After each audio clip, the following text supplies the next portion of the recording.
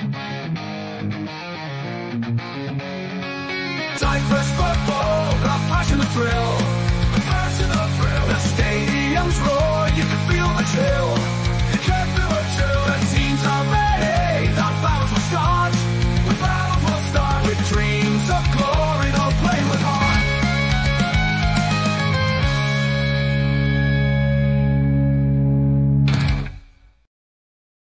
Kalimera, Kalispera, wherever time you're watching, this is Mappa, I'm Stel, this is Thasso, and I'm going to introduce our very first sponsor, Phone Bets.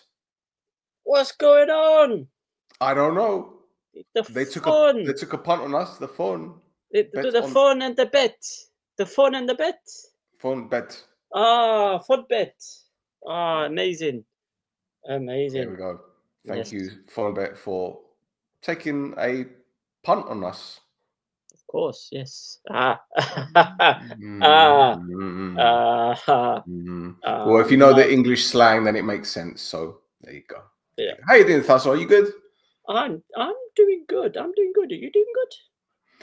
Very tired, my friend. Busy couple of days with this Cyprus football arc. Oh yeah, bloody hell! It got real crazy real fast, didn't it? 0 to 100 in the space of like 2 seconds. Yeah. One thing after another. Yeah, especially yesterday. Bang, bang, bang, bang, bang. But hey, we're going to go through all of that and then some. So, only one place to begin. Start the first fight. Who will fall? Who will rise? There'll be fans in the stadium, which just echoes in the night. How many bad weather for raining decisions will turn cheers into cries? It's a Group B party. Only the strong survive. Group B party, and so we begin with Garmi Odessa losing 2-1 against Ethnigo. They went a goal up through Yusi's penalty, but Anderegen equalised with a penalty of his own. Our mate, Patrick Lipski, grabbed the winner near the end, well, 15 minutes from the end, but Bojan Kovacevic saw red. Thasso, interesting encounter.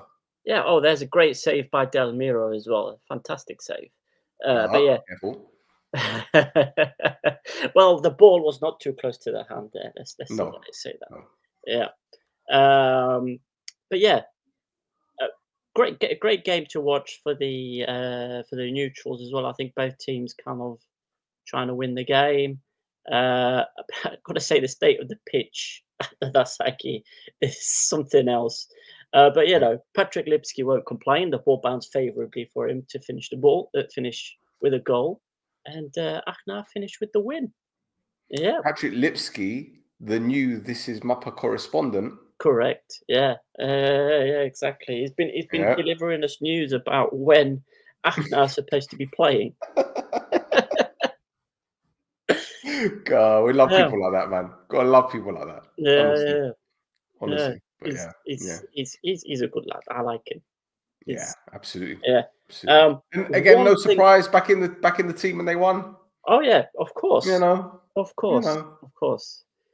One thing to mention as well. Obviously, I mentioned the ground conditions at Lasaki. Another thing to mention as well is the floodlights went off again for 2 minutes in the first half. Yeah. Not for 20 though. Not playing games at night at the Lasaki. On a completely unrelated note, the match between Aknar and AEL for the 6th match day that's going to be played at Lasaki on the 3rd of May has been moved from 7 p.m. to 5 p.m. for completely unknown reasons. No idea why. I don't have an idea why. Do you have an idea why? When's the date again? The 3rd of May. I wonder if anything's going on in that area. I don't know what's going on in the 3rd of May. I do know that it's still daytime at 5 p.m. and maybe starts to get a bit dark at 7. Maybe that's got something to do with it. You think that it's got something to do like something like that? Yeah, I think so. Okay, well, look, let's quickly talk about Ethnigo because last week they beat Omonikos Sinadis Ismail. Today they got the other day they got another win. That's 2 wins on the bounce. We were saying that they were struggling before that. It looks like they got that bit of aggression back in the team. You think maybe it's got something to do with a few rumours that David Badia might be going? Because that's what Gostisara Sport was saying. He might go on Orthosi. Yeah. I don't know, to tell you the truth. Those rumours about him going to Anorthosi are connected with something else that's happening at Anorthosi that we're going to talk about later. Yeah. But I don't know if that will do... I don't know if that had an effect on those players' performances. I think the players had the performances there the whole time. It's just that, they'd go goal down and then heads would drop. It's just this time it worked out for them. I say as well, Garmodissa went down to 10 men, which always helps. Andereggen getting a goal, albeit from the penalty spot, gets his confidence up as well. He hasn't scored, kind of had that rich vein of form before Christmas, and it's dropped off. But now, he gets 1 goal back. We should hopefully see him, get a couple more before the season finishes. Yep. Well, Ethnikos' win was Karmiodissa's loss. I was going to say Ethnikos' gain was Karmiodissa's loss. I guess that's whatever. Anyway, as a result, we now can play this for the 16th time. Here we go again, it's another day, another manager's out, he couldn't stay. The ink's still wet on that brand new deal, but in Cyprus change is all too real. Oh, another manager is out. It's no surprise we scream and shout. Last season, 18, the year before was more. In this revolving door, who's keeping score? Yep, now we can sing Watermelon Sugar Bye. Watermelon Sugar Bye. Yes, so there we go. We got Watermelon Alex is gone. He basically resigned in his post-match press conference. He basically said, I don't know what I'm doing wrong. But I'll read out the quote. I can't find fault with what's happening in the last 3 games. I hope it ends here and the team achieves its goal. Every week I take responsibility for not winning. I wholeheartedly hope that the problem is me and the team achieves its goal. Now, I kind of made the statement, and then he just because normally there aren't many questions asked at the Garmiodissa post-match press conferences, and then he tried to get up to leave. And then they were like, "Oh no, wait! We've got questions." so I sat back down and had to answer some more questions from the people from the press that were sat there. But yeah, obviously they tried to. So Garmodissa have tried to find a replacement very quickly, and they have. It's a fella called Neboisa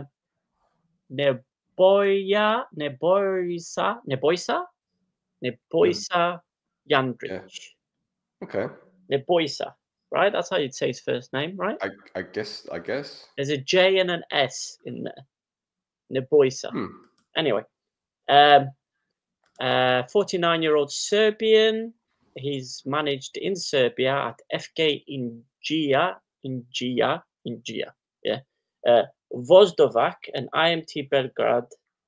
He spent 6 months at Inđija, 5 weeks at Voždovac, and 14 months at IMT. He hasn't had a job since June 24. So there you go. There you go. Well, baptism of fire. Baptism of fire. He's got some work to do. Oh, yes. Oh, yes, he does. Indeed. Okay. Well, shall we move on to the next game? Yeah. All right. Here we go. Next game, boys and girls. And Paralimni beat Omonikos Ismail by 2 goals to 1. 2 goals to 1 or 2 goals to 0? I can't remember. It's 2-0. 2-0. And our mate, Sim Tandy, scored a brace. Unbelievable. Unbelievable. Absolute king. Who's him? Oh, I messaged him after the game, and he said it was his first time playing central midfield. I called him, I called it prime Frank Lampard, because Oh. he was just drifting into the box without anybody paying attention to him. Yeah. He was finishing it off as if he's been doing it all his career, doing that. Yeah. He could yeah. play anywhere now. Right back, centre back, left back, centre mid. Yeah. Stick him in goal if you need. Yeah, man. Yeah, put him wherever you need him. He's the second goal in particular. Is hanging around the edge of the box with the Too Omonia Too Furious player Alan Bridi, and the throw-in happens, and he kind of runs around the back of him and just leaves him for dead. I just love how both goals, it's almost as if he's just running onto it. They know he's going to be there. Yeah. Like a guy that hasn't played centre midfield before. Yeah. Okay. Yeah. And so here's another statistic for you. He is now second top goal scorer for Baravini with 3, along with Gottlieb, Andreu, and your favorite Mexican gangster, Museliani. Oh. Yeah. So the coroner is on the list. Yeah. Huh? No, Coriolis isn't on the list. No. The only player who scored more than Simtandi at Paralimni is Basala Sambu. Oh. He's not there anymore. And he's not there anymore. So he can catch him. He can. He can catch him. Can. Yeah. He can. Although, to be fair, no one's caught up with Rafa Lopez yet. Well, have they not? Not that I know of. I've got to check that. Not that I know of. Not that I know of. Oh, I need to check myself, but I don't think they have, bro. Let me check Cyprus, because usually they put up the top goal scorers, but they haven't done it. Yeah, you haven't done it yet. Well, I think. Well, I mean, we'll get to it. Yep. I think one of my guys, is got up there with him now. Oh, after school. Yes. Okay. Yes, we have a sponsor, Pedro. We have a sponsor. What's going on? Raf, good old Raf. Raf broke up from school yesterday, so he's nice. allowed a late night. Nice. He's allowed a late night. Nice. Late night studying. Yeah. Sure. Right. Yeah. So, that's it for that game. Okay.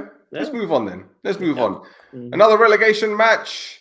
Nea Salamina. Oh no, wrong one. Sorry, flipping hell. Yes, Anorthosi lost 2-1 to Omonia Aradipu. Goals from Morgan Ferrier and Iliev pulled equalized from the spot, but Gutsagos scored 4 minutes later. Or Gutsagos, bravo dure. That's a handball, isn't it? That's a handball. Yeah. And this has to take a penalty. Bosh! None of that Panenka crap. And this one again, another Stonewall pen. Took him out, swiped him completely. Mm-hmm. Yeah, they took a while at VAR looking at this as well, but it was more because they thought Gutsagos might have been offside when the ball was played to him. And that is another nice penalty. So win for Omonia Aradipu, win that they desperately needed. Mm-hmm. And they got. Yep, exactly. Defensively, I was a bit shocking from Anorthosis, and in particular, one player is the Greek defender Gargas.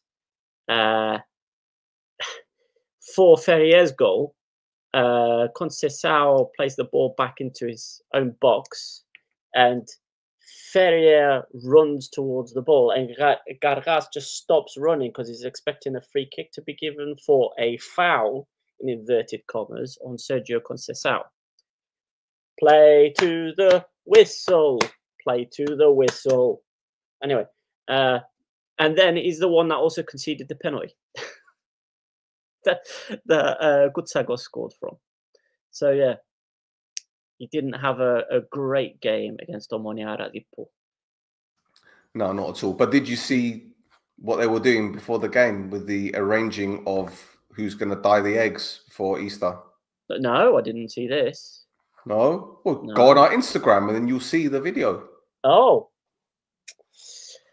Yes, I actually did see that video. So you know what I'm talking about now. Yeah. I was So like, visit us on Instagram at This Is Mappa and you'll see the video and you'll find out how Anorthos's dressing room ended up with a shit ton of eggs. Unbelievable. The things that we get, the exclusives we get. we do get some exclusives. Like, yeah. Well, the Barudi does like to fart a lot, but Yeah. we're not gonna get into Yeah. that. Anyway, so let's talk about the news that has come out of Anorthosis. First of all, let's start with this guy. He's not a priest. Oh, yeah, here we go. Right. So this is Apostolos Magridis. He's going from this is Apostolos Magridis, right? Yes. The guy with the beard. Yeah. So according to Spor FM, their correspondent in particular, he's saying that Apostolos Magridis is going to be appointed the new head of the football department. Now, at the moment, he's at Achna, and he's the guy who, signed players like Cabrera, Anderegen, Patrick Lipski, is the one who's been dealing with David Badia this whole time as well, which makes you think, and it's made a lot of people think, that maybe Magridis is going to bring Badia over with him. And that's why I think that conversation's been happening. Yep. Now, on top of that as well, in the announcement, they also said that Antonio Prieto is going to stay at the club in some kind of scouting capacity. I mean, I don't understand how this guy can keep failing and fail so disastrously and still be in a job. Full stop. I don't have anything to add to that. But anyway, yeah. Let's talk about that the better. I don't know. George says we would be pricks to let Camoranesi leave. And Gulli says, have a happy Easter, guys. Jesus rebirth. Okay. Or are you Buddhists? No, man. I'm waiting for the Nistias to finish so I can have some souvlaki. I need my souvlaki, man. I do a mean chicken souvlaki with Greek yogurt and paprika and garlic and lemon juice. Can't wait for it. Well, let's talk about something a little bit more bitter. Yes. Yes. Nice. Anorthos's tax situation, Tasso. Well, I mean, bitter, but someone's gone and chucked a load of sugar in it because, according to reports, Anorthosis have deposited 300 euros. 300 euros? 300,000, sorry. Oh, man. Oh, God.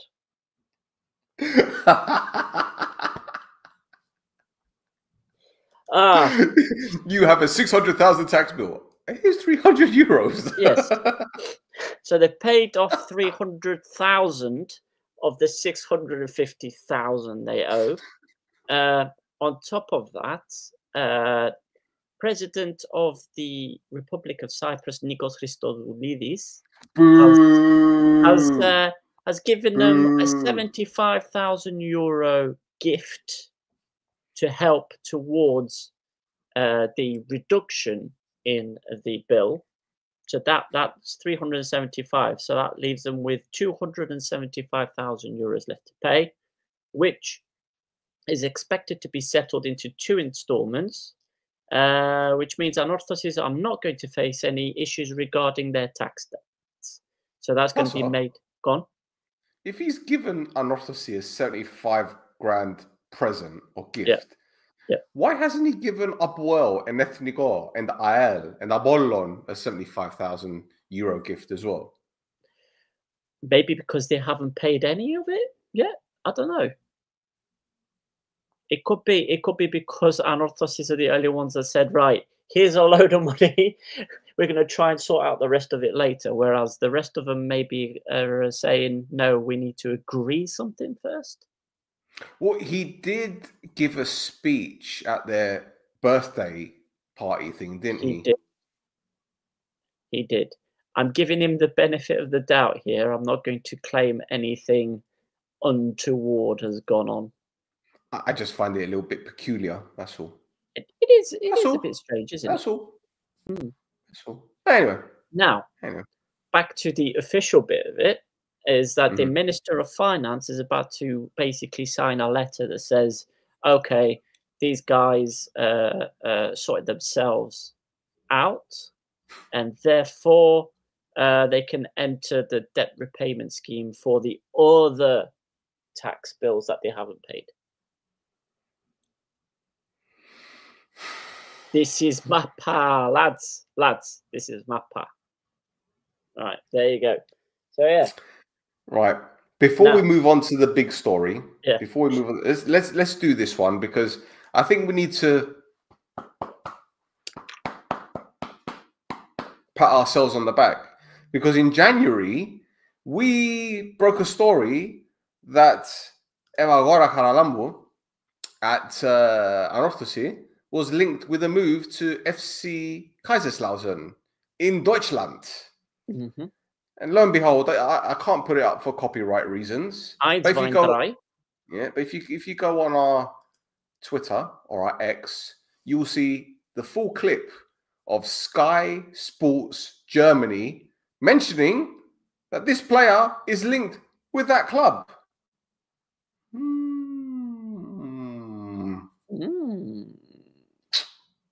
You know, and that he has a €100,000 release clause.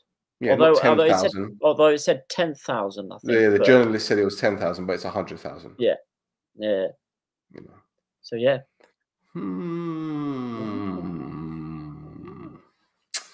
Anyway, let's move on.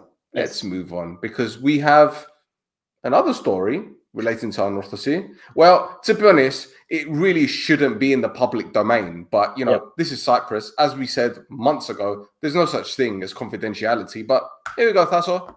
There he is. There he is. So, news came out of an investor being interested in Anorthosis and that NDAs were about to be signed. Then it came out that the interested party was an Egyptian individual who had experience in big leagues and managed a lot in his country. And there was also a Lebanese businessman involved. Then the news places just went out and said that it was ex-Middlesbrough and Tottenham player Mido who's involved with the parties interested in investing in Anorthosis. Well, no, Tasso, you got something a little bit wrong there, right? Did I? When they said, when the I think it was 24 Sports, when they broke the story that there was an Egyptian interested or that's about to help Anorthosis out, they basically did a bio of Mido's career, right? Without even saying his name. So when you say, oh, he played for Wigan and Spurs and Middlesbrough and he's Egyptian and Roma, who else could it be? Yes, that is correct. Yeah. Just, I mean, just do a Google search for those teams in that order and an Egyptian striker or Egyptian footballer, and his name's going to come up. Yeah, I think the reason why they didn't put his name in is because they didn't know if legally they had the allowances to actually mention him by name. And then somebody, so just reel off his CV. Yeah. So then somebody else just said, it's Mido, isn't it? And then everybody else jumped on to it. Yeah. Now, it begs the question, despite NDAs in the process of being signed, why was Mido's profile and eventually his name released? Now, you can't see me on screen, but yeah, one clever detective at the beginning of all this, one guy said that somebody's probably leaked this because they don't want this a deal to happen. And lo and behold, 2 days later, 24 Sports says There is reported dissatisfaction from the investor side over continuous leaks since the beginning of the process, with suspicions that these leaks are coming from former Anorthosis officials who may be trying to block the deal. I wonder why they're trying to do that.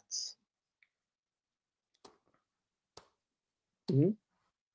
Why would they be trying to do that? Huh? Is that because there's stones being turned over that they don't want being turned over? Or maybe because they will lose any kind of influence or power that they had or have or Mhm. whatever. Because when Yep. an investor comes in, the club becomes a limited company. There you go. Well, it was a limited company when Boulaïdis had it, Hmm. and then it got given back to the association thanks Yes. to one Andreas Sandis. So there you go. Yeah, not all rich people are smart. No. I'm just saying. Yeah. So we know who Mido is. Yep. We also know that Mido is instrumental in the takeover of Aston Villa and Yes. also the takeover of Paris Saint-Germain.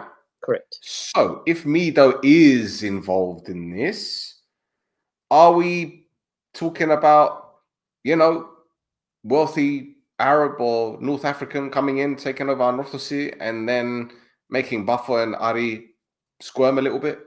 Well, the reports mention a Lebanese individual as well. Yes. Yes, that is the gentleman that he's talking to in that photograph. Yes. So do we know the Lebanese individual or not? Yes. Oh, is he a rich? No. Oh, Well, he's not a multi-billionaire that owns football clubs and all that, but he's involved in football. okay. There's also two Good guy as well. Cypriots. Sorry? Good guy as well. Oh, yes. Okay, I know who you're talking about. Right. Okay. Yeah. There's also two Cypriot. There's also two Cypriot people involved in the deal as well. Ooh. So there's a few people getting involved, I think. Well, listen, they're trying to fix a puncture, right? Yep. And they're trying to stop the air from coming out. But unfortunately, the more they try to fix it, more people get involved and say, no, you need to do this. You need to do that. You need to do this. You need to do that. And they're like, just let's get on with it. To fix Yep. this tire so we can go places. Mm-hmm. It's like when you have you're doing a suvla in your back garden. And there's about 15 uncles standing around arguing who does the garvuna better or whatever. Yeah. Just let me get on with it. Exactly. I think the again, where's the audit? Where's the audit? Because they're going to ask about that. Well, maybe that gift from the president was going to go towards the audit. There you go. Mm-hmm. Mm-hmm. Anyway, so that's it for Anorthosis, right? I think so. Yep. Yep. Yeah, that's it. That's it. Oh, All there's one bit of news for Monia Radipo. Is that I don't know if you know this, but Hugo Martins didn't have a UEFA Pro coaching badge. Really? Yeah. The only reason he's allowed to be at Omonia Radipo as head coach at the moment is because he was the one that got the team promoted in the first place. So he's been given special dispensation to keep the team running. Now, he has been accepted into the top 20 coaches of the Portuguese FA to undertake the licensing requirements for the UEFA Pro coaching license this summer.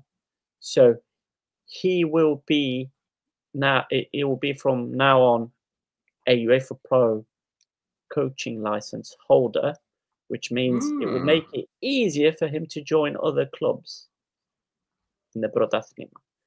Okay. I think, there was a lot of talk about him going to AEL or going to Anorthosis or going here, Omonia, places like this. And I think that was probably a stumbling block. Mm-hmm. So now that stumbling block has been taken away, which is going to make Omonia Aladipo's job a bit more difficult in keeping him, I think. Yeah, for sure. For sure. Yeah. Oh, well, watch this space once again. Yeah. Anyway, let's move on. Let's move on to the final game of Group B. And it was AEL beating Salamina by 3 goals. So Triskovsky giving AEL the lead. Filiote make it 2 on the hour mark. Plumain scored with 6 minutes to go, but Tokul made it 3-1. I don't know why I did those funny voices, but yeah, made it 3-1. 3rd minute of added time. First of all, I'll be honest with you, I was watching this game and it was all one-way traffic first half. And this is Salamina. Were pounding AEL, but AEL had bodies in front of the ball. They were blocking everything. Again, if you go on our Instagram, you'll see the video that we made. They hit the post as well. They did, yeah, they did. Yeah. I think they'll be very disappointed they didn't get anything out of this game, in all fairness, given that first half performance. But you need to take your chances. Yep, exactly. And then kind of, they get caught out at the end of the game, kind of putting everybody up front. And then just, I think, defensively knackered. And yeah, easy finish right at the end for Tokul to get that 3rd goal. Yeah, although there might be an explanation, obviously, to Nea Salamina's kind of dominance in that first half, and that was Kypros Neophytou coming off with an injury in the 7th minute of the game. It's a big one. On Monday, AEL revealed that he suffered from a complete rupture of an anterior cruciate ligament. Now, that's a year. That's a year. He's basically lost a season, and he's 22 years old. So that's a calendar year. That's a whole year. It's 12 months. Yeah, it's a complete rupture. It's 12 months. So he's out for at least next season. Yeah. And he's a 22-year-old player as well, so that will affect his development. And we've seen, especially this season, he's been one of AEL's better players as well. So yeah, the good thing is, because he's young, he might actually get back quicker than a 28 or a 30-year-old. Right. So we might be looking at 9 months. That's still a long time, man. Especially with a complete rupture. Forget it. Yeah. Massive shame. It's a massive shame. Yeah. Well, on the subject of AEL, our friend. So, Panayiamu. Yes, Nicolas Levendis. He spoke to Sport FM early on Tuesday morning. Decided to give an update on the investor, inverted commas. We're still calling him the investor, even though everybody knows who it is, but fine. Regarding the investor issue and the company's financial debts, they will be analysed in detail at the General Assembly. We must respect our procedures and statutes. The members are the first to learn about these issues. The upcoming General Assembly may be the most important of the last decade, and that people can be sure that very good news is coming, not only about football. So yeah, good news. Very good news is coming. Good news. Very good news. Because remember, 2 seasons ago we were talking about, AEL are going to have some very good news coming at the General Assembly, and then get to the General Assembly and nothing happened. So. Well, maybe they're going to get it right this time. Maybe. I mean, they've got so much wrong in the last year. Not just even the last year. The last, how many months? 10 months? 9 months? Yeah. Yep, they got a lot wrong. Last 9 months, they got a lot wrong. Should have aborted it, really. Anyway, so let's go with the league table. Yes. And there we go. This is the league table. Oh, well, wait. I need to move the banner so at least you can see the final team. Even though, whatever. Sorry, There you guys. go. Sorry, Fonbet. We're just going to take this off for a brief moment while Right, Faso does so the. here we go. So Anorthosis are first with 46 points, AL are second with 36 points, Achna are third with 36 points, Moniaradipo are in fourth with 29 points, Paralimni are in fifth with 28 points, Garmiodis are in sixth with 28 points, Nea Salamina in seventh with 22 points, and Two Omonia, Two Furious are last with 14 points. There we go. So the banner could come back because. Well, to be honest, does it matter that the banner's there because it's only covering Omonigos and Nadis Mayo and they're down anyway? So exactly, it makes it easier. It makes it easier for us to look at the last two relegation spots because it looks like Salamina are done. You know, they need to win all 3 games, which I don't think is going to happen. So then it's a foot race between Aradipo, Paralimni, and Garmiodisa. Yep. Because AL and Achna are safe as well now.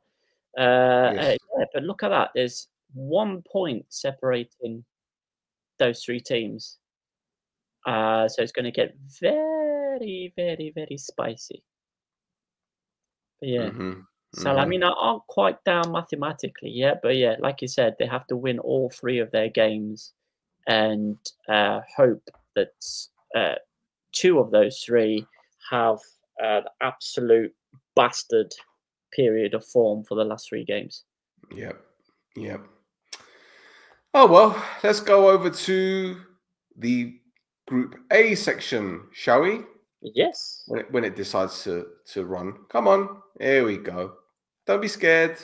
And the first game is the Eternal Derby where Abor drew 1 apiece against Omonia El Arabi, giving Abor the lead. But within 2 minutes, Erakovic equalised, which I'd like to call a comedic goal. 2 Abor players clattering into each other, allowing Willy Semedo to get the ball, play a ball right in between the 2 central defenders, which were Omonia were trying to do the whole day. And Erakovic equalised, but Faso, once again, both teams, dog shit. Well, yeah, the first half in particular, but I think that was down to more the way Samuels lined up the team, and really just him. Well, Anastasio not dealing with it properly because there's this 3-5-2 that Samuels likes to play, I think, which packs the middle of the park, and he plays these like defensive triangular passing groups on the wings. So rather than doing what Sapinto did last season, where he had the wingers connecting with the central midfielders, he has wing backs, DMs, and the central defender playing in that triangular pass, waiting for some space from somebody. But yeah, because of that, it was kind of choking the game out. So Aboy were only having chances from set plays. Best chance of the first half was that Sarfo free kick right at the end. And Omonia's best chance in the first half as well was from a defensive mix-up from a throw-in, which led to Loizu, who just he shot it straight at Belic. Now, the game changed as soon as Susic got injured. So Samuels had to take Susic off, and he brought Corbu on, which made the kind of the wing backs more attacking, and Chebak had to move into a more central defensive position. And you don't want Chebak there. Like I said, the formation works because you're not relying on Chebak's defensive skills. You're relying on Chebak to punch it forward, go forward, quick, get the ball out forward, out wide, get crosses in. What you don't want him doing is playing in center of defense. Now, to be fair, the mistake for Omonia's goal, I think, came from Galanopoulos sliding into, I can't remember who the central midfielder was. Teixeira, I think. Yeah, between the two of them, completely messed it up. And, you know, within 2 minutes of Abuel scoring first, it almost killed the game off again. Because So both goals were atrocious. They were atrocious. I You mentioned don't, Codball, right? Yeah. You mentioned Codball. Yeah. He played left wing back. Yep. Yeah, he's a Yep. central midfielder. Yep. There were 4 occasions where he gets the ball and he shifts it to his right, and he either gets a shot away or a cross. And I'm sitting there looking at Dionku thinking, show him on the outside. Show him on the outside. Yeah, because he's right-footed. Right. So what does he do? He shows him on the inside. Yeah. He gets the cross in the box. Koulibaly is standing there watching the ball. Okay, you can say that the cross was decent and it was very difficult. It to was deal a very with. good cross. I can't. Yeah. So Darius headed it back, and El Arabi is on the edge of the 6-yard box. Simic is 7-8 yards away. And I was thinking, what? This is tragic. Yep. And let's get it right, because Mario's put a comment here, right? Got to stand up for my same name, Mariusz Stepinski. He came off the bench and he missed an utter sitter in injury time. Yep. And, I was talking to Pedro about this during the pod, and he was like, no, it was a difficult chance. He closed his eyes before the ball came. Yeah, you could see it in the replay. You could see it in the replay. But yeah. What is this? As well, you can put that down to him not having enough minutes. No. No, you don't think? No. You got to take those chances, man. You have to take those. I agree. You have to take those chances. And you know what? To be honest, we played into your hands in that first half. Yep. Because your game plan was to get the ball out wide and obviously threaten our fullbacks, because our wide men weren't doing enough to track. And we played 4-1-4-1. So the whole idea was for us to make the game narrow, congest the middle of the park, and force you guys out wide. And you guys are like, oh, cheers. That's what we want to do anyway. Yeah. It was, That's what we want to do. Yeah. Again, I had no idea that I was expecting. Well, I don't know what I was expecting, but it wasn't that. Because it's kind of weird, because Anastasio sometimes has this kind of like, he shows up for some games and you look at the tactics and he gets it absolutely right. And then you look at games like this and mess. Well, he was in the stands. Yes, he was. Watching the game. Yeah. So the former Man City analyst was on the bench with the former Yeovil Town assistant coach. I mean... Wait, De Levandos was at Yeovil Town? No, he was at Man City. Oh, right. Doing spreadsheets and stuff like that. And then, what's his name? Rutter. Rutter was at Yeovil and Luton, and yeah. Okay. There are levels to this. Listen, that's why I call him Omemia. You just can't make it up. You're just a fucking meme. I mean, while we're on it, I mean, there wasn't going to be that much news on this game because there hasn't been that much news coming out of either of these teams. But one thing happened that I think we need to bring up, and it's not that we'll talk about the transfer news that might be coming, but so Stepinski was made MVP for March by Stishiman as part of their sponsorship of the Cyprus League, and Stepinski, in response, on his Instagram account, just put this.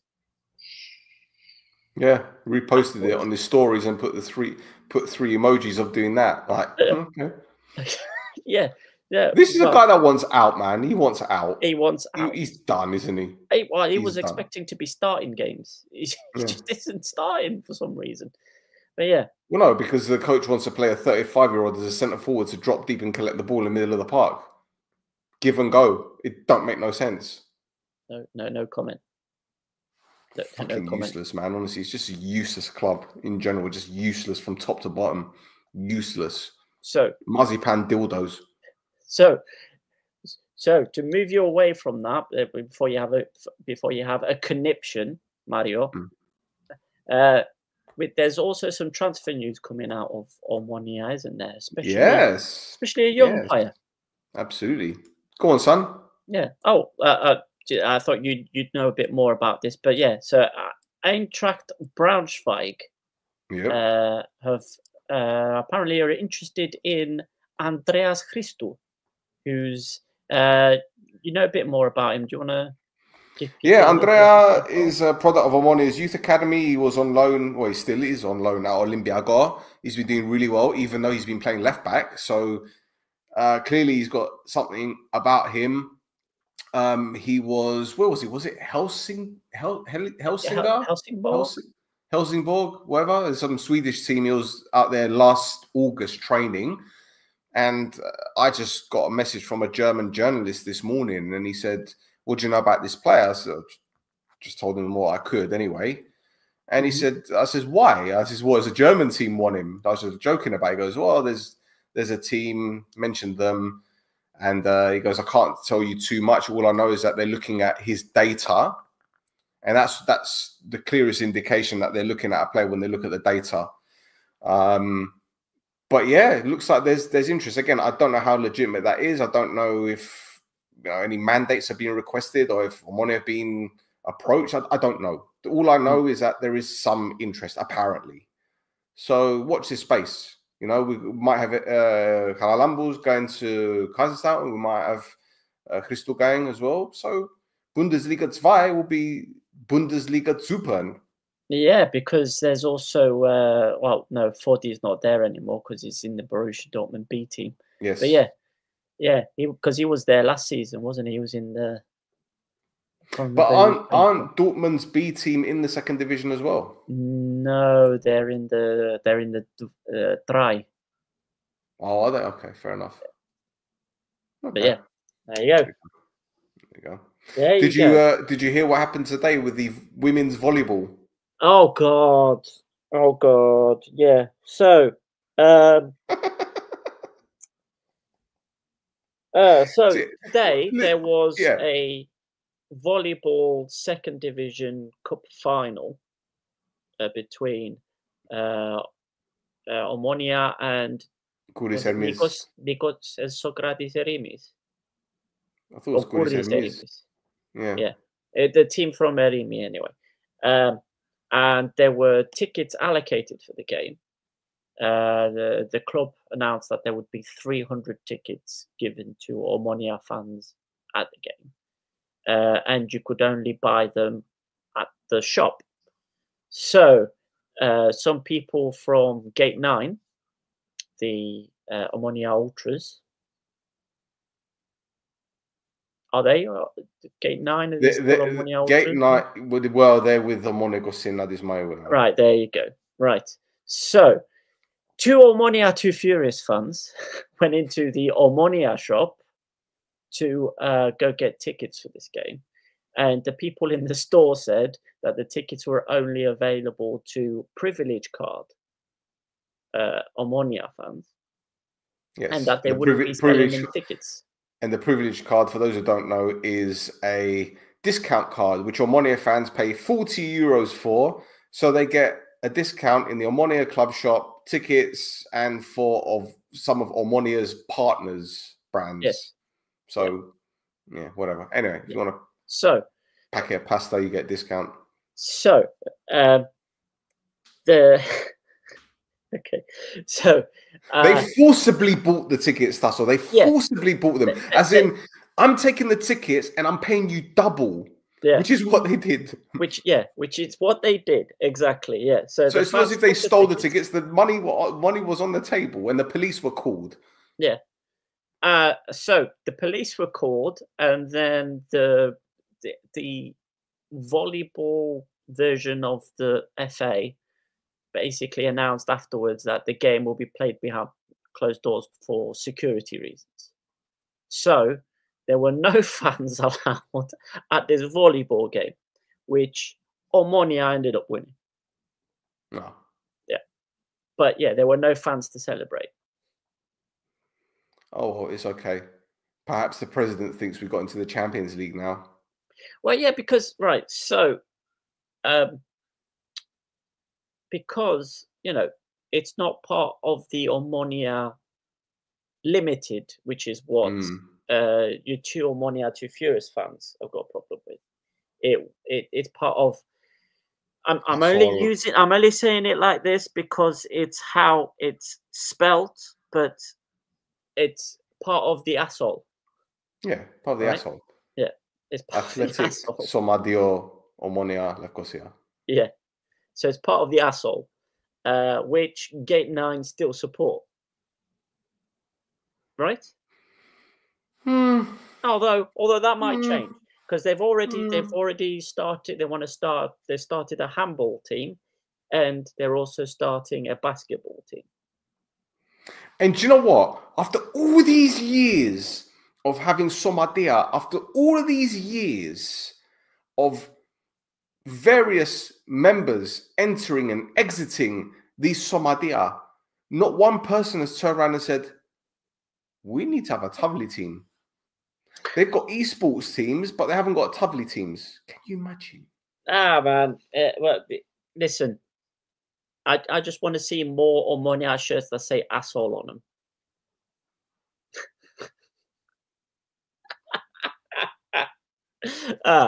Anyway. You know. Mario's comment. Our boy has a bowling team.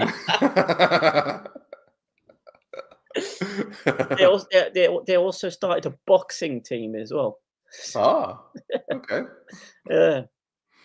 Fair enough. There you go. Okay. Well, we've done enough about that. What? Yep. Go on. No. I was gonna move us on.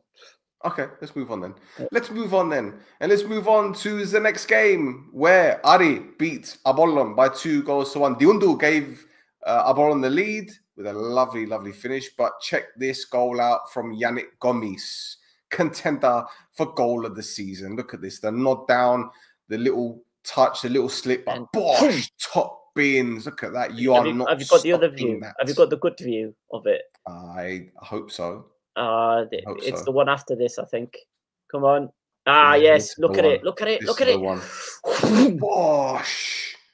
Pick that out, son. What a goal. Then Ari won a penalty and Gomis stepped up and he did a John Terry. Yeah. Whoops. Yeah. Well, you know, Gogorin was taking their penalties beforehand and I think he's missed a couple. So he decided to hand it over to somebody else. But Ari won it 2-1 in the end. Gogorin was celebrating. I think it's a Vurosan goal, isn't it? But yeah. Yeah, maybe. Yeah, but important bit was Montnor got an assist. Yes, that's right. That's right. There's absolutely no limit to his speed whatsoever. and skill level. None whatsoever. Yes, exactly. So should mention as well that Apollon could have scored an equalizer after that, but Doregaray hit the crossbar. Mm-hmm. And right after it, Vanna Alves goes up to the crossbar and goes slaps it. It's beautiful. It's beautiful. Oh my goodness, my goodness. It got caught on the highlights as well. Mate, I'll tell you what, that was a game and a half, in all fairness. It was back and forth. And it seems to me that now Shpilevsky has announced he's leaving the club. It seems that these players have some kind of fire in their belly to be like, well, let's give it one last push until he goes. And we're going to discuss it in a bit. But this could be a big moment for the season, really and truly. It could be a huge moment for the season. Yeah, exactly. If they manage to keep the defensive errors down, because there was another one in this game as well, which let Duoduin to score the Apollon goal. And if they keep those defensive errors down, then there's always the maybe. Yeah. So, yeah.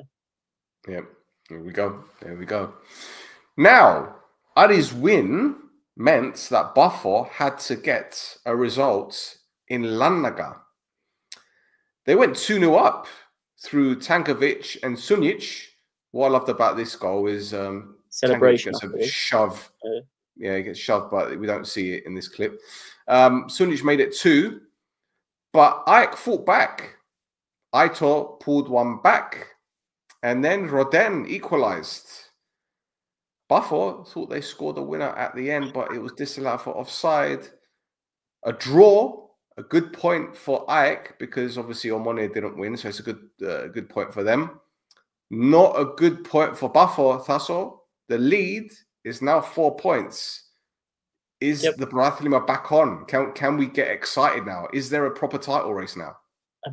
Listen, I think if Bafo drop the ball here, a lot of people are going to be looking at that one moment in particular, with your man Bruno celebrating. My man? Yeah, your man Bruno celebrating in front of the Omonia fans, being like the moment they kind of sent it all packing.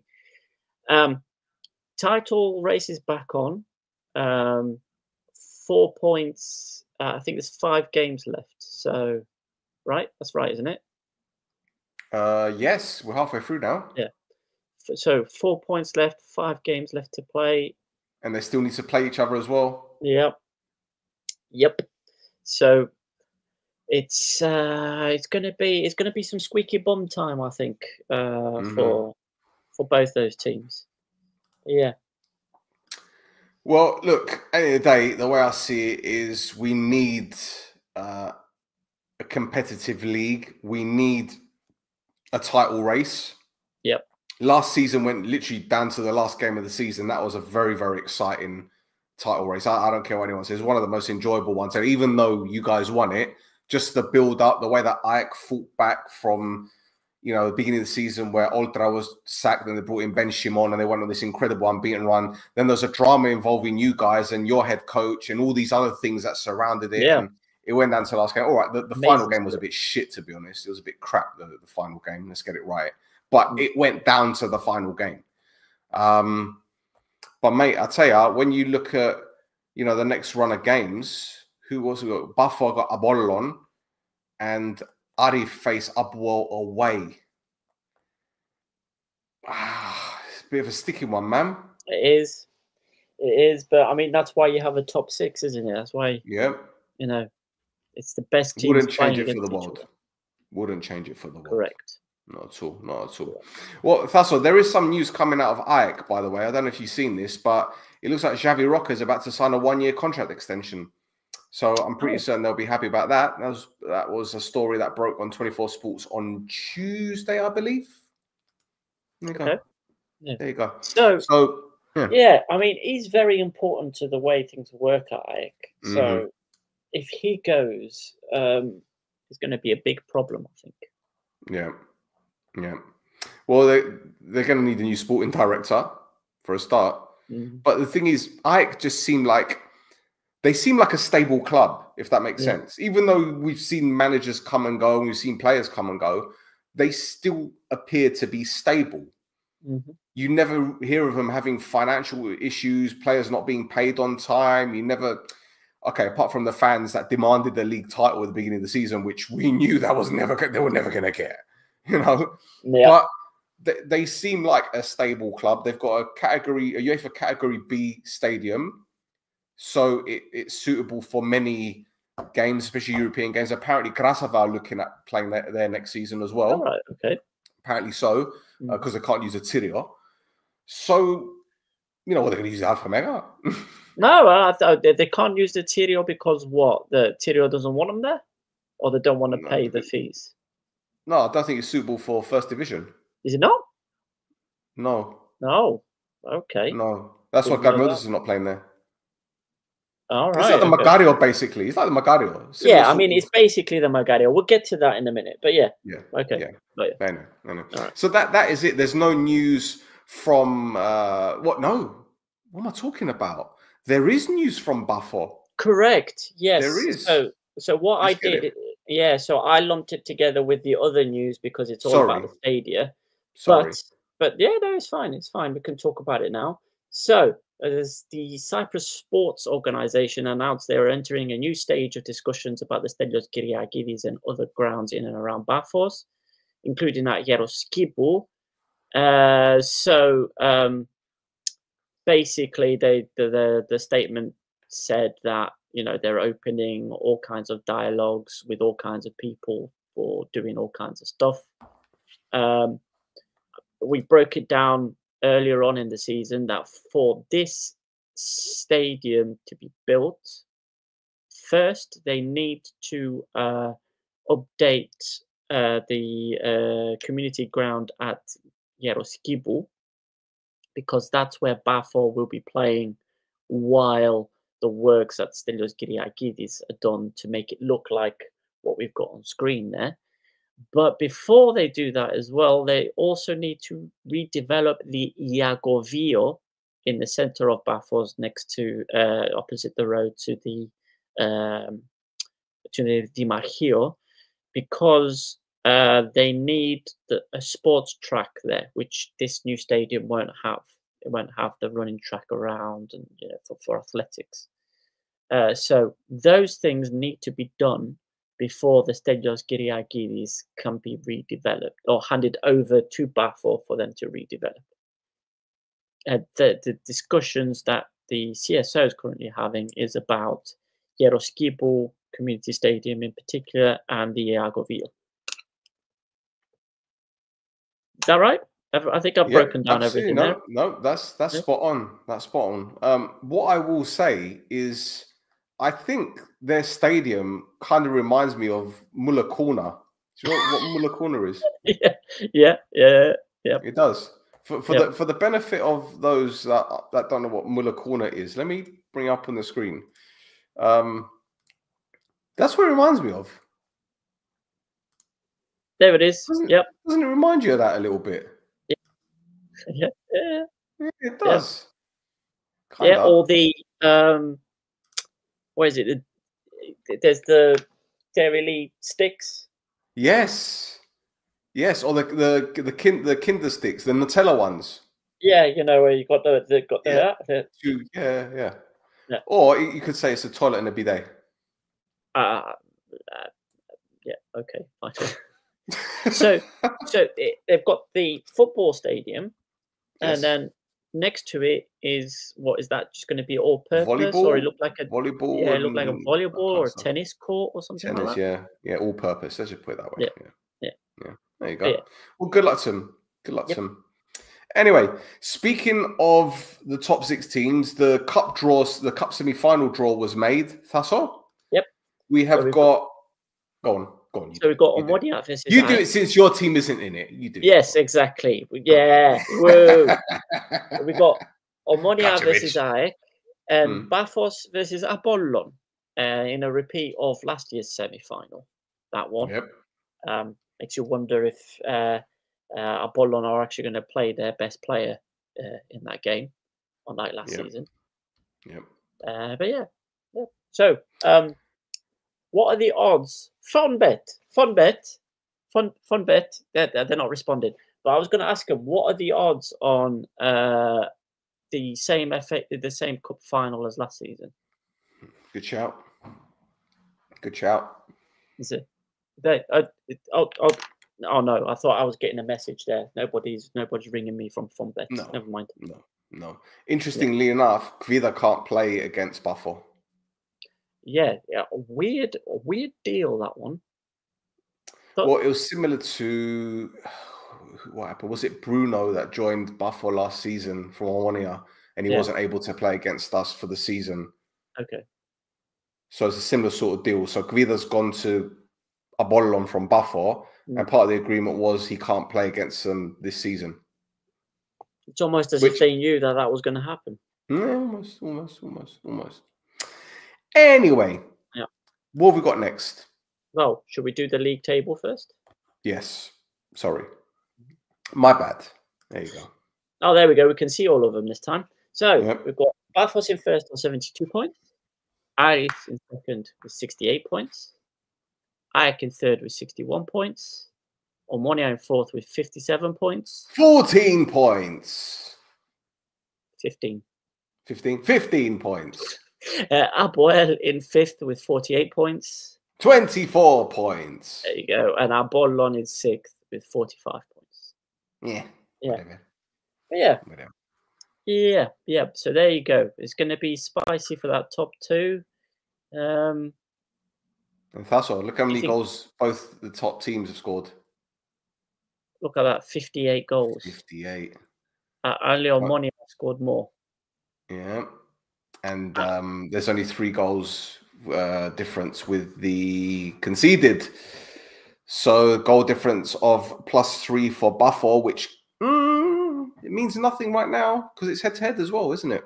There's head-to-head as well. So it will go head-to-head first and then goal difference. But, you know, as was proven last season with Abuel and AEK could only win with a win at Darassi B for the last game of the season, and that was because of results between the teams.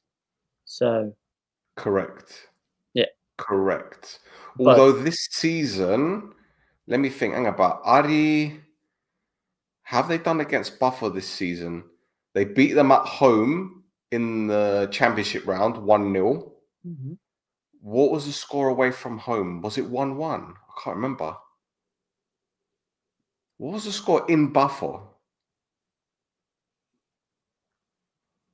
1-1. It was 1-1. So Buffalo drew with Ari 1-1 at home in the championship. Ari beat Buffalo 1-0 in the championship. Buffalo beat Ari. Was that 1-0 as well in the playoffs? Yeah. Yeah. Yeah. So if they draw, then it's going to go to playoffs. Then it's go to goal difference. Yep. They're peeing out. And Ari play Apollon on the final day, and Buffalo play AEK on the final day. It's going to be tight. It's going to be tight. He's tight. He's tight. It'll be tight. Oh my goodness. Oh, dear. Anyway, let's move on. Now, what we got? Now we've got our friends over at the Committee of Ethics and Sports Safeguarding. Remember those guys? The cesspool. The cesspit. The cesspit. They've announced that they're investigating 2 matches. So one of them is 2 Omonia, 2 Furious versus AEL, and the other is Garmodisa versus Anorthosi. Okay. So, wait 1 minute. Which Garmodisa Anorthosi? The one from the relegation group phase, where Garmodisa missed all of those chances. Yes. And Omonia Gosinadis Mayo against AEL. Yes. The one with the 2 on goals. Yes, by Gonnomis, yes. So those 2 games are being investigated as per the information provided by the UEFA. Was it ULIS? ULIS? No, UEFA's got this ULIS system. Okay. ULIS. Oh, so what about irregular betting patterns? Yes, exactly. Right. And those are the 2 games, and in particular, the Garmodisa versus Anorthosi game has been given a red envelope. Oh. Whereas the 2 Omonia, 2 Furious versus AEL game is a warning. The Garmodisa versus Anorthosi game is a serious thing to be looking at. The thing is, I'm interested to know what betting patterns they saw for the Garmodisa Anorthosi game, because it didn't look like Garmodisa were missing their chances intentionally. I mean, they hit the post. The goalkeeper made some very good saves. All right, they got hit on the counter-attack and they conceded a goal, but then they almost equalized with they hit the post. I'm thinking, what betting patterns? What could they have seen? No idea. For them to even investigate this game. No idea. Listen, Garmodisa there've been some questionable games involving them over the few years. We're not going to get it twisted, right? But this one in particular, watching it, you could think, I don't know. All right, the AEL Omonia Gosinadis Mayo one, you could say 2 own goals is a little bit funny, but again, the lad couldn't do anything about them. Which is one of those things. Mm-hmm. I don't know. I think it gets flagged because 2 own goals, it looks a bit weird in one game. Yeah. I think that's betting patterns. Yeah. So again, do you think that there was a flurry of bets for AEL to win against the bottom place team? AEL that had just started to hit good form. I mean, whatever. It might be the number of goals. It might be Or it might be the cesspit doing their box ticking to show, the powers that be, we are doing something about it. Well, I mean, you say that, but again, they said that they were informed that they should investigate it by UEFA. Okay. So, Yeah, no. I don't know. I don't know. Right. Next Yes. one. Next one. So, let's talk about a literal cesspit, and that is the Magarion. There you go. Getting closed. The Cyprus Sports Organisation announced that the Magarion will be closed down and is unsuitable for football matches going forward. It's sad though. That was the first stadium I went to in Cyprus, man. It's a very historic ground. A lot of teams have called that place their home for a long time. Can you see the jumbo from that picture? In the background? Yeah, I don't know. I can't remember. There is a jumbo around the corner, I think. I'm pretty certain there is. Anyway, sorry. But yeah, the stadium has reached the end of its life cycle. I'd say it reached the end of its life cycle like 5-10 years ago. But anyway, the facilities are no longer meeting the legal, safety and operational standard required, and only the training pitches will be available from this summer onwards. So that means that there's 4 teams that will basically get kicked out. Now, the guy who leads the Cyprus Sport Organisation, the bald guy that looks like he's dead already. What's his name? the book. Honestly, he looks like Dracula. He looks like Dracula. Doesn't oh he? my god, Thasso, honestly, fucking hell, bro. Does he not? Am I lying? No, I don't think he looks like Dracula. I'm looking at him now. He looks like Dracula. The poor guy looks like he's dying. Fucking hell. Hang about. You talking about the what's his name? That shit. What's his name? The president of Goa. Yeah. That's who Yannis Ioannou. Yeah, is that what his name is? Yeah, Yannis Ioannou. Now, hang about. Let me bring him up. No, do you know who he looks like, Thasso? Right. Do you remember Who Framed Roger Rabbit? Look at that guy. Doesn't he look? Are you telling me he looks like the bad guy from Who Framed Roger Rabbit? Yeah. You put the glasses on him. Oh, look. What's wrong with it? Oh man. Look at him. No, actually, no. I'll take it back. It doesn't look like him. No, he looks like Dracula. Which Dracula? There's so many different versions. You know, like the not even Dracula, Nosferatu. He looks like all he needs is the really long nails and the. You know. But yeah, anyway, he said. He looks like Hank from Breaking Bad.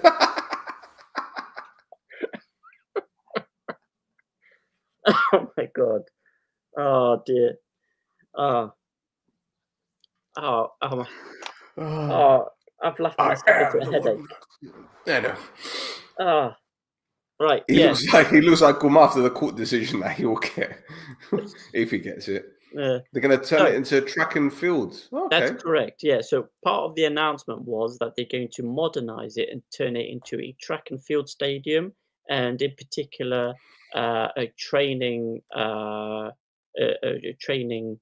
place for Paralympians. So yeah. Now, he already announced as well that Olympiacos are going to be moving to the Rasibi next season. Digenis Morpho are going to go to Katokopia Epistrophi. Ethnikos Ashias and Iraklis Gerolakou were the other 2 teams who used the Magarion. Will be going to the Thoila Katamia and Bike Gerinas facilities as well. So yeah. Okay. A lot of players have suffered injuries in that stadium.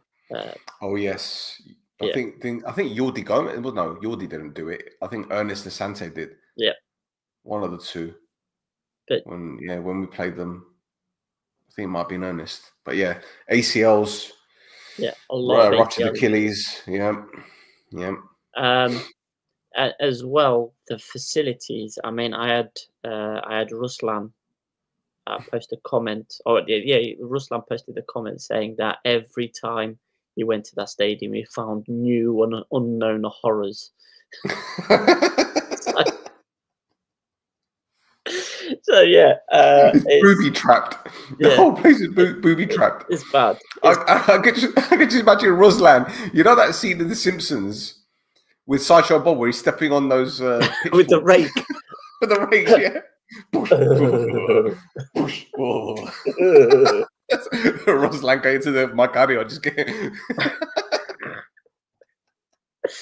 Oh, fun bet. This is what fun bet are paying for, lads. This is what you're paying for.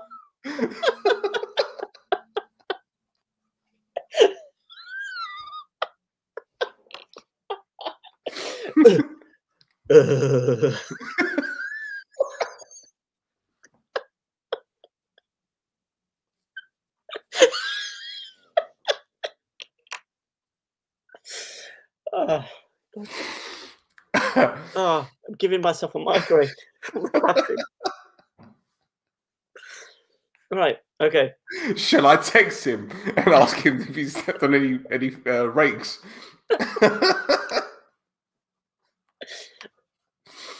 Ruslan, I hope you're watching, bro. Oh, this is the clip. You've got to slice it in. Marino Sacchao becomes the new Iron head coach.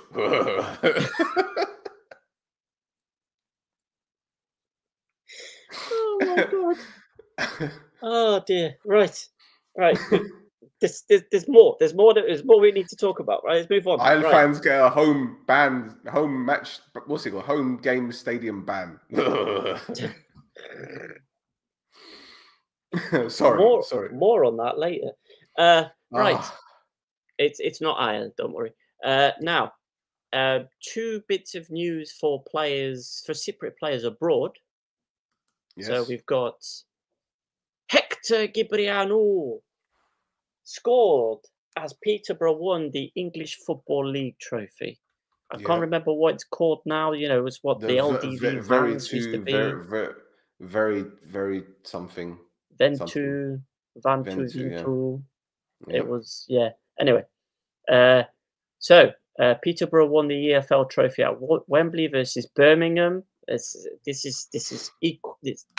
is twice as important for me because obviously Hector was captain and he scored for Peterborough, and they also beat Birmingham 2-0. So Birmingham City.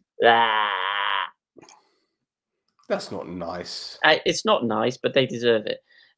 Because they also, some Birmingham City fans fought between themselves at the end of the game. And somebody posted about it on Twitter because they were dressed up as Peaky Blinders. Did you see the photograph of Hector though? Oh, the knee slide. The trophy. Oh, no, this one. Look at that. And he's got the Cyprus flag around his waist. Yes. Come on. One of us. Yes, the Charlies. Yeah. The Charlies. The Charlies score at Wembley in cup finals, Remember that. Mm-hmm. Remember that before you disrespect us. Yeah, exactly. We score goals in cup finals at Wembley. Yeah, you go. Mm-hmm. Now, put some respect on our name. Anyway. We've also got Ioannis Bitov. He's winning games single-handedly for CSKA Sofia. He scored 2 goals this weekend, including a bicycle kick. Really good goal. For copyright reasons, but it's a really good goal. Beautiful goal. I stole the video of somebody off Instagram and put it on Twitter if people want to see it. Lovely. Now, back to Gibro, and we've got the 2nd division. 2 more teams have been confirmed as promoted. Yes. Now, this is because FC Krasava beat AES, Yep. it means Olympiacos and Agridas Chloragas have been promoted to the first division. Yep. Yes. Yep. So Yep. there's Absolutely. so there's your guy Jason Punchin getting a promotion under his belt. Well, yeah. I mean, I've got some. Let me see if I can bring it up. Let me just bring up the thing for Olympiago. This is that. Oh, what's going on here? Why is it not showing it? Why does it do this to me all of a sudden? Is it coming up on your screen now? Yep, yeah, I see it. Yeah, we've seen some highlights. Yeah, I think that's the goal. Yeah, that's the goal that took them up. So they won that one 1-0. And let's get to Agrida. Let's get to Agrida 1 second, because I'm so happy for Punch. So that was against Olympiacos. They lost 1-0, which obviously wasn't a great result, but they're promoted. There they are, celebrating at full time that they're up. And again, look, Punch has been through a lot, right, in Cyprus. He didn't have a great time at Beja, and then he went to. Well, sorry, he didn't have a great time at AES either, to be honest. He had a few issues. Then he went to Ayia Napa, won 3 games on the bounce. And then he was offered the Agreda job. And look, we said it's a great move for him. And we wished him all the best. And I was speaking to him throughout the time that they were challenging. I said, look, you've got X amount of games to go. He said, yeah, it's going to be tricky. I said, mate, but you guys will do it. I had the feeling that, and the run of form that they had, I think they've only lost like 3 games out of 12 or something like that, which is incredible for Division 2. It's incredible. So hats off to him. Hats off to his staff as well, who've been incredible. And they're up with Olympiacos, who've been just as good. Krasav is going to be difficult next season, I tell you. They're going to be a handful with their budget. So again, next season, hopefully, we're not going to get a similar situation where one team's definitely down by fucking the beginning of April. Hopefully, it will be a really. But anyway, listen, take nothing away from those 2 or those 3 teams. They've been brilliant, and they deserve to be up the first division. Correct. All 3 of them have done exactly what is needed to do to go up. Yep. It would be interesting to see how each of them take it forward. Last time Agridas were promoted, they were in the first division. They went with a youthful setup. Didn't quite work out for them, but they got some interesting results. Yeah. In the meantime, Olympiacos had they did well enough until obviously the season they had issues and got relegated. And then, Grasova will be a bit of an unknown. Yeah, I think. Although Yevgeny Savin has promised he's going to fill the team full of Russians. Oh, great. Lovely. So we'll be seeing that. Lovely. Well, just one more thing. Olympiacos today announced that they are debt-free. Hey. Debt-free. Yeah, Petros Sava has really thrown his weight behind the team. Yep. His son's not doing too bad either. No, he's not. Nice. Yeah. Now, let's go further down the leagues. We've got to go, and I think this is part of Pass Corner as well. So I don't know. Should we talk about it as part of Pass Corner, or shall we leave it separate?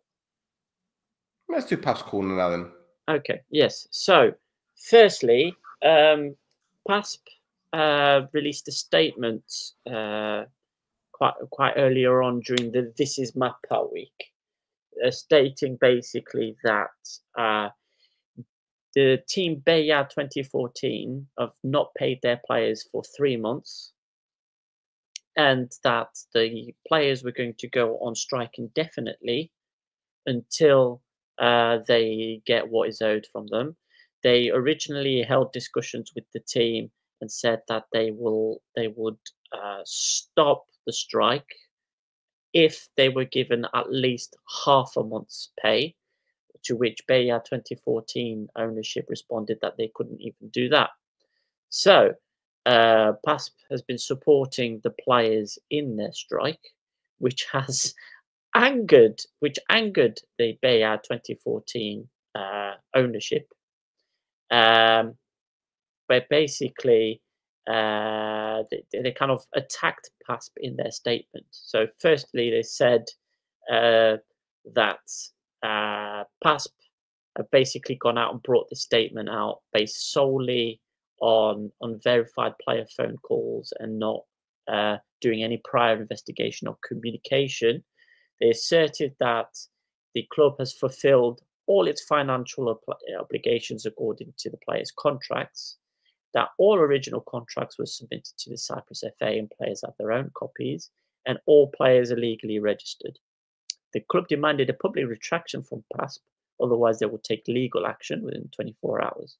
Now, that's because PASP were saying that Beya offered the players this two-contract thing that they've been saying they shouldn't be offering, because obviously it gets past the social security contributions that teams are required to pay, because the contracts are they only offer 150 euros a month, and then there's a second contract that the teams agree with the players that has the additional money owed to the players on if they ever receive it.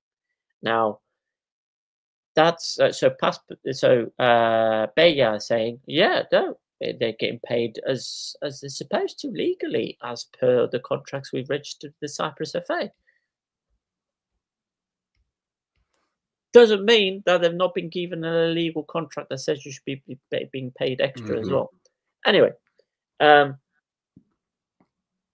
so PASP is helping the players deal with the situation, encouraging the players during the strike, and also trying to find ways to get these players their 3-month salary. Yep.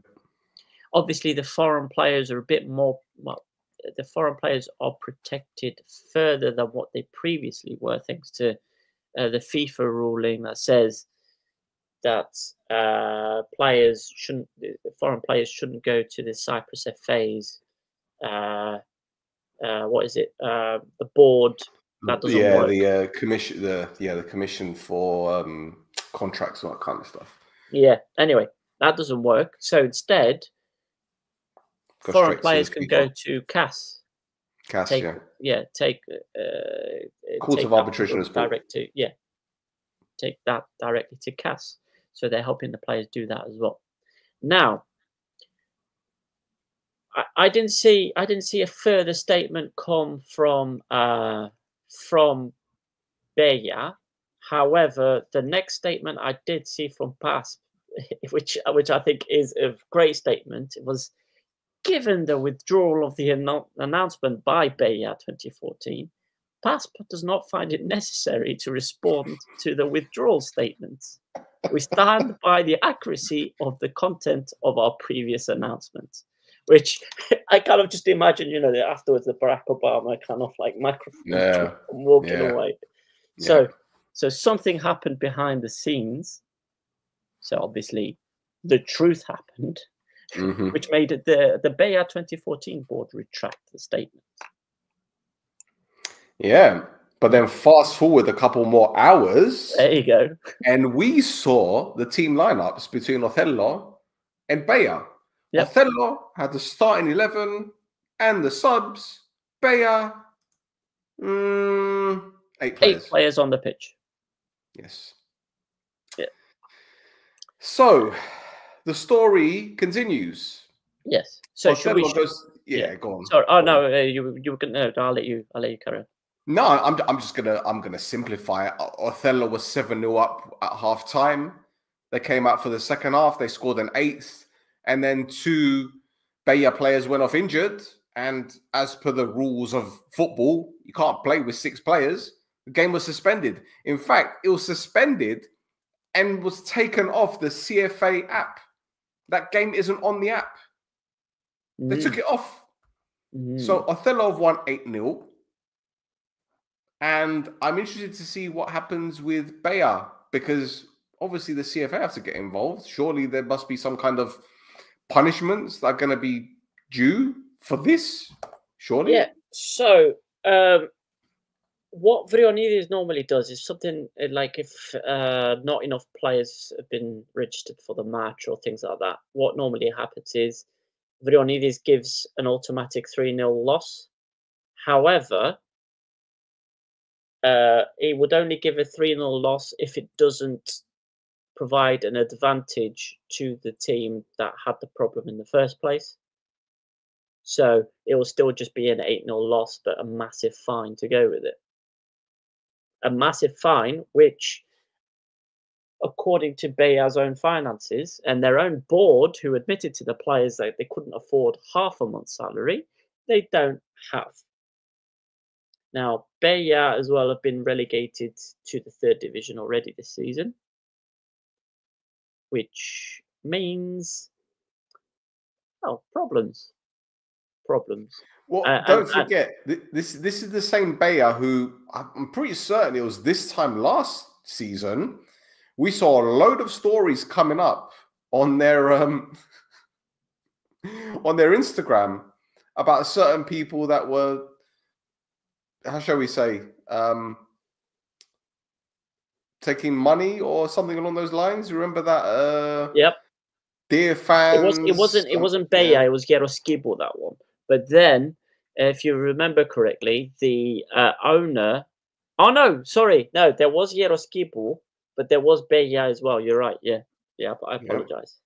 And they put up all of these posts about certain people that were taking money from the club and they were frauds and that kind of stuff. And all of a sudden, these posts have been taken down.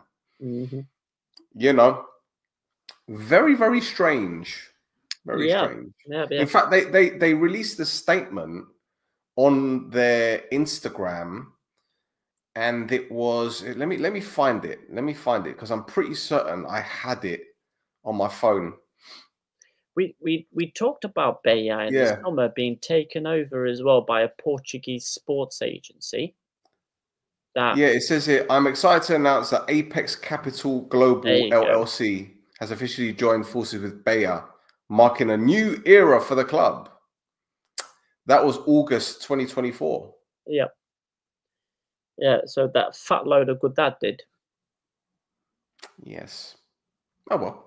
Anyway. Yeah. Now what I'm worried about, and PASP I think is worried about this as well, is Beya is going to get relegated to the 3rd division and disappear off the face of the earth, like some other clubs that should remain nameless that also had problems that somebody else from that club then moved to a 1st division club, and that 1st division club is also having problems. Now, if that's the case, you've got players there who haven't been paid for 3 months. There's another month left of the season. They're probably not going to get that either, so they're going to be 4 months out of pocket. Yep. And then the club's going to fold, which means those players are going to stay 4 months out of pocket. Well, look, what's going to happen is they're going to fold and they're going to come back as Beya 2025, not 2014. Yeah. Or they might merge with Alki.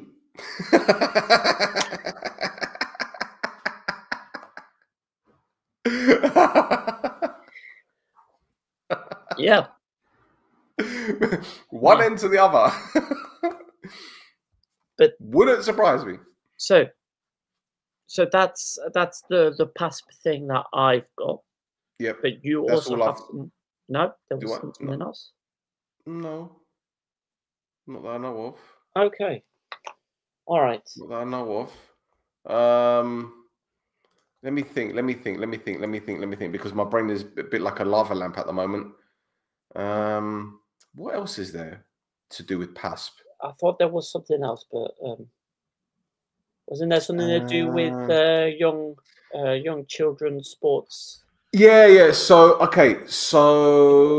let me find it. Sorry, guys. I'm just brain fart because I did it this morning. Okay, so basically, PASP have reacted to the withdrawal of youth transfer law amendments. So they're a little bit pissed off that Goa sent them a letter about the modification of their law on transfer of child athletes in sports.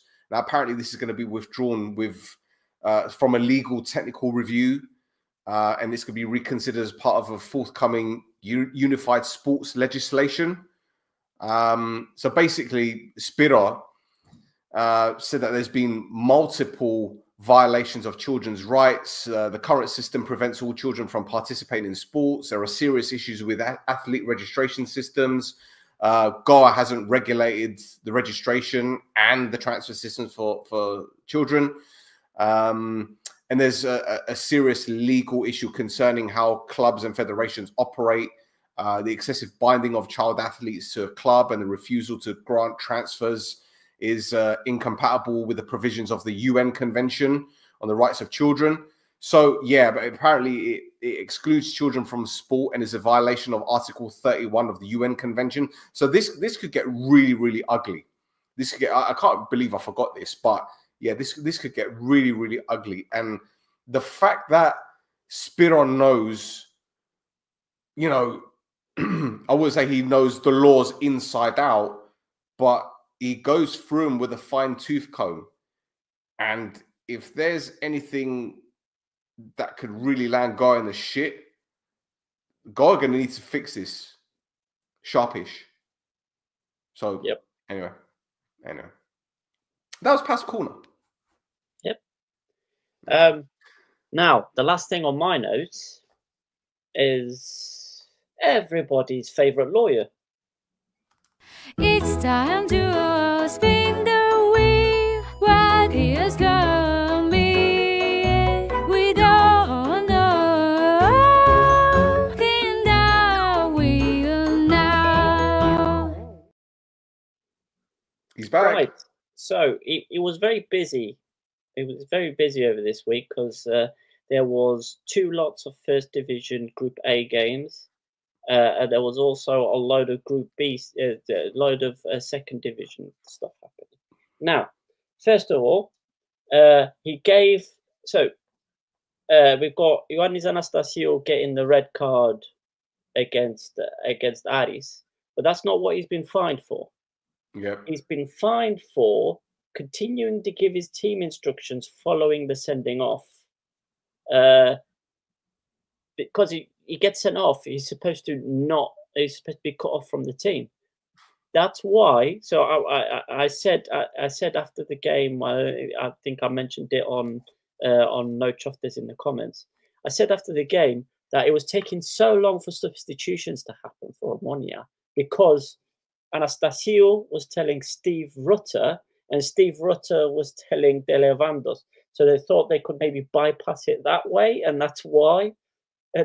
That's why it was taking so long to make substitutions. But no, Ioannis dropped a hammer on him and said, no, you weren't supposed to do that at all.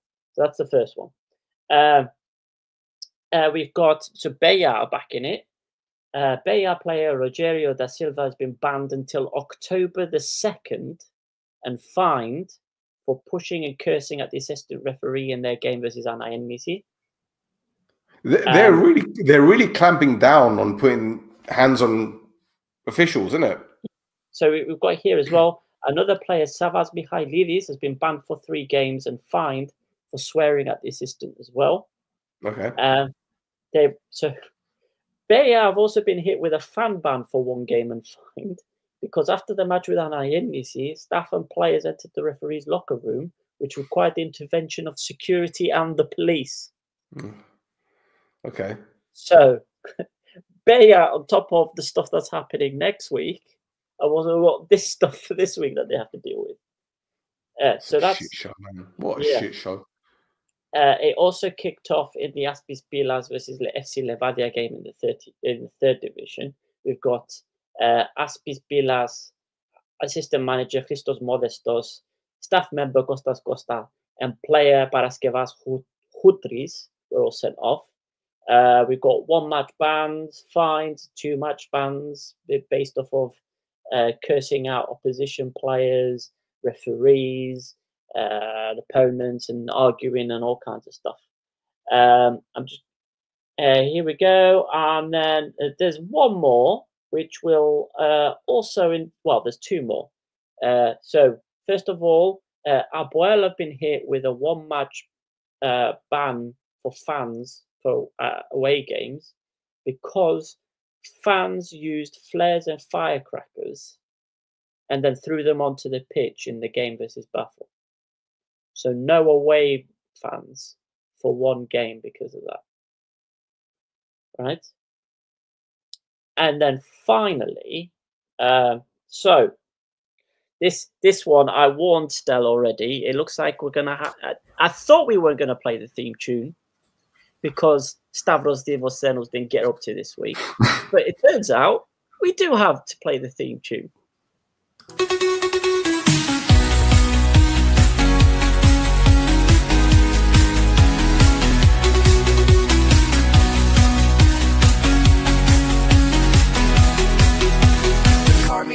Just a president, that shit insanity to go.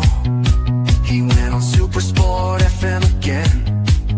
It's the Stavros Dimostenos show.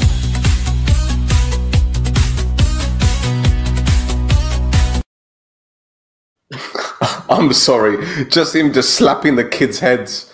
It always gets me. And then when the Garmodisa players are shaking the buggy. Right. So this is going to set you off, right? Oh no! Oh so, no! It's going to make you laugh a lot. Oh. So, Garmodisa president Stavros Dimostenos has been fined for an altercation before the start of the second half of their game versus Anorthosis, right? Do you know who else got fined for that altercation? No, don't say it. Don't say it. Don't say it. Moranesi. Oh my God. I wonder what they argued about.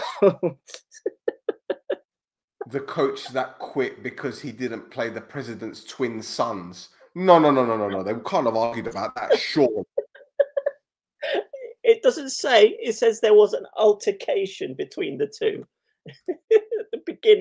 At the beginning of the second half. The beginning of the second half. Do you know what? I better know what's happened. As we were saying before, Garmodisa missed a whole heap of chances. Camoranesi probably turned around and said, your boys would have scored those.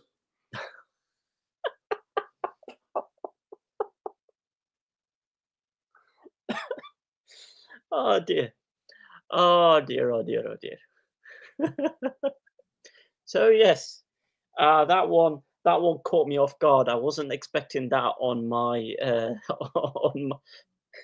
on my bingo sheet. Was for Stavros Dimostenos and Mauro Camoranesi to come to blows. The thing is, they're lucky that game wasn't on CableNet, because CableNet do pre-game and post-game interviews with coaches, and they show them live. And Camoranesi has always done a lot of good work with CableNet. Yeah, talks tactics on whatever. So if that game was on CableNet, he'd have had to have talked to them, and no doubt they would have mentioned it. No doubt. Then what? Can you imagine Dimostenos coming with a fucking tupper? You mean the one where he was helping plant the tree with? Yeah, just chasing him around the stadium. You didn't want to play my son, you bastard! You fucking bloody! My wife made me sleep on the canapé for 2 weeks after you go. So yes, that is this week's Vrionidis. Delicious, absolutely delicious. Incredible. It's time to spin the wheel. What is coming? We don't know. In the wheel now. So I think that is it, Thasso. I can't think of anything else. In case we've missed anything, I think we've covered it in under 2 hours, for crying out loud. It was an insane week for news this week. Bloody hell. We need this Easter break, don't we? Yeah. Yes. But then again, they games start again on Tuesday, don't they? Is that right? 22nd. Omonia Ajax are playing on the Tuesday, I think. Oh, okay. All right, Yeah, because interesting. I don't think it's a 2-week break. Is it only 10 days? Yeah, so Ajax are playing Omonia on the Tuesday. Abo Ari on the Tuesday. Bafa Bollon on the Tuesday. Mm. Then on the Friday, it's Ayala Nortosi.